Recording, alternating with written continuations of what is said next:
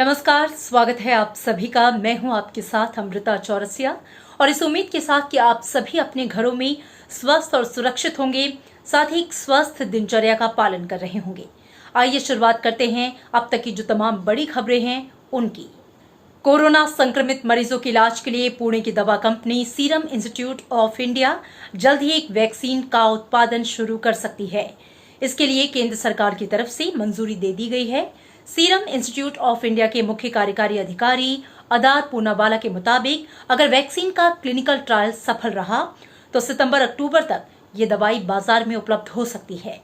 Company इस vaccine को Oxford university के साथ मिलकर बनाएगी, जो इस वैक्सीन का परीक्षण करेगी। भारत में मई तक RT-PCR टेस्ट किट और एंटीबॉडी टेस्ट किट का उत्पादन शुरू हो जाएगा। जैव प्रौद्योगिकी विभाग के तहत स्वायत्त संस्थानों और सार्वजनिक क्षेत्र के प्रतिष्ठानों के प्रमुखों से वीडियो कॉन्फ्रेंसिंग के जरिए बातचीत में केंद्रीय स्वास्थ्य मंत्री ने कहा कि वैज्ञानिकों ने देश में ही एंटीबॉडी टेस्ट किट और RT-PCR टेस्ट किट विकसित करने की दिशा में महत्वपूर्ण प्रगति की है और देश 31 मई तक प्रतिदिन 1 लाख परीक्षण करने के लक्ष्य को हासिल करने में सक्षम होगा। फिलहाल इसे ICMR से मंजूरी मिलना बाकी है। उन्होंने ये भी कहा कि भारत में कोरोना संक्रमण के मामले के दोगुना होने की जो समय सीमा है वह बढ़कर 10.9 दिन हो गई है। केंद्र और राज्य सरकारों के साझा प्रयासों के चलते दुनिया के कई विकसित देशों के मुकाबले भारत कोरोना के खिलाफ लड़ाई में बेहतर स्थिति में है। स्वास्थ्य मंत्रालय के मुताबिक देश में कोरोना के मरीजों के ठीक होने की संख्या में इजाफा हो रहा है।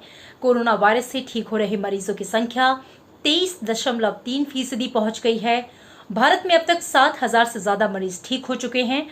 स्वास्थ्य मंत्रालय के मुताबिक कोविड-19 के 1,594 नए मामले सामने आए हैं, जिसके साथ ही कोरोना संक्रमितों की जो संख्या है वो 29,974 पे पहुंच गई। इनमें से 22,010 एक्टिव केसेस हैं।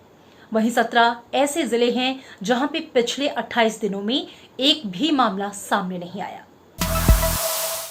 देश में कोरोना से सबसे ज्यादा पीड़ित राज्यों की बात करें तो महाराष्ट्र में 8,500 से ज्यादा लोग कोरोना से संक्रमित पाए गए। वहीं 1,200 से ज्यादा लोग ठीक हुए, जबकि 369 लोगों की मौत हो गई। गुजरात में अब तक 3,500 से ज्यादा लोग कोरोना से संक्रमित हुए हैं, तो करीब 400 लोग ठीक हुए, जबकि 160 से ज्यादा लोगों की मौत हुई। दिल्ली में कोरोना संक्रमितों का आंकड़ा 3,000 पार कर गया है। वहीं 800 से ज्यादा लोग स्वस्थ हुए हैं। राजस्थान में अब तक 2,000 से ज्यादा, तो मध्य प्रदेश में 2,300 से ज्यादा कोरोना संक्रमण के केस सामने आए हैं। केंद्रीय स्वास्थ्य मंत्रालय ने हल्के या कम संक्रमित मरीजों को होम आइसोलेशन में रखने की सलाह दी है। मंत्रालय ने इस संबंध में कई अहम दिशा निर्देश जारी किए हैं।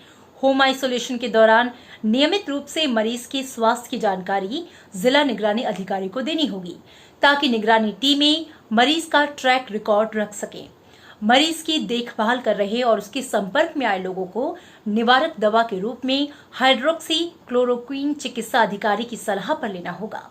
मरीज को हर वक्त 3 परतों वाला मास्क पहनना होगा और प्रत्येक 8 घंटे के बाद मास्क को 1% सोडियम हाइपोक्लोराइट से कीटाणु रहित करके डिस्पोज करना होगा। मरीज को दिन में कई बार अपना हाथ साबुन और पानी से धोना होगा। वहीं बुजुर्गों और बच्चों से दूरी बना के रखनी होगी। साथ ही स्वास्थ्य मंत्रालय ने ऐसे शख्स को मोबाइल पर आरोग्य सेतु ऐप डाउनलोड कर हर वक्त सक्रिय रहने की सलाह दी है। भारतीय आयुर्विज्ञान अनुसंधान परिषद कोरोना के परीक्षण केंद्रों की संख्या में लगातार इजाफा कर रही है।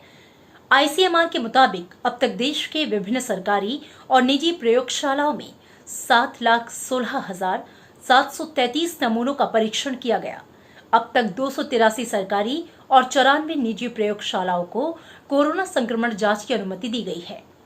ICMR लगातार सरकारी और निजी प्रयोगशालाओं को मंजूरी देकर परीक्षण केंद्रों की संख्या में इजाफा कर रहा है।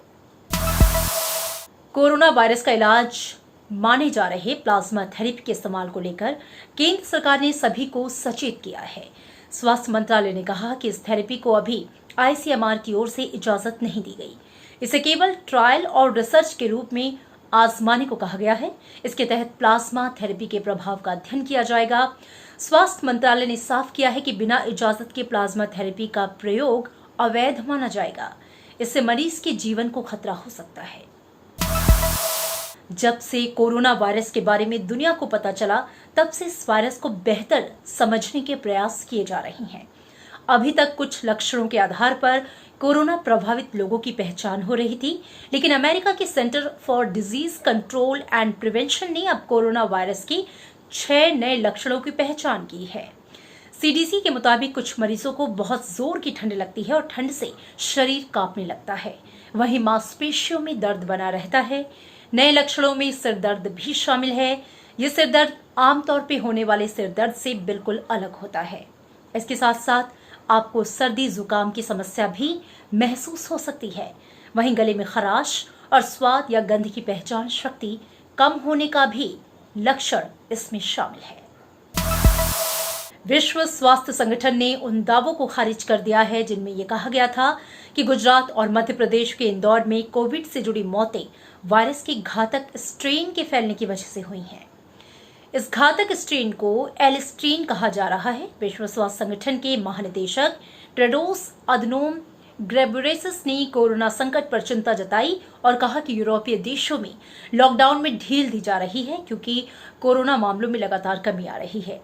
लेकिन हम सभी देशों से ये अपील करते हैं कि कोरोना संदिग्धों को ढूंढकर उनका इलाज करें। उन्होंने कहा कि कोरोना महामारी को खत्म होने में अभी वक्त लगेगा।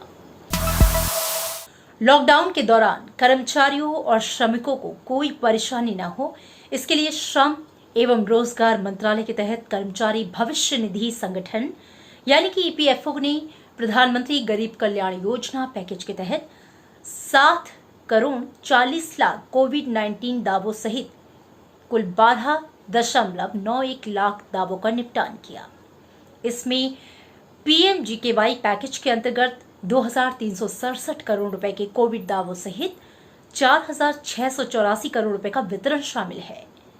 कोविड-19 महामारी से लड़ने के लिए ईपीएफ योजना ने एक विशेष निकासी का प्रावधान सरकार ने एक अधिसूचना के जरिए किया था। यह अधिसूचना 28 मार्च 2020 को जारी की गई। देश में जब लॉकडाउन हुआ तो कई बच्चों की 10वीं और 12वीं की बोर्ड की परीक्षा खत्म हो गई थी।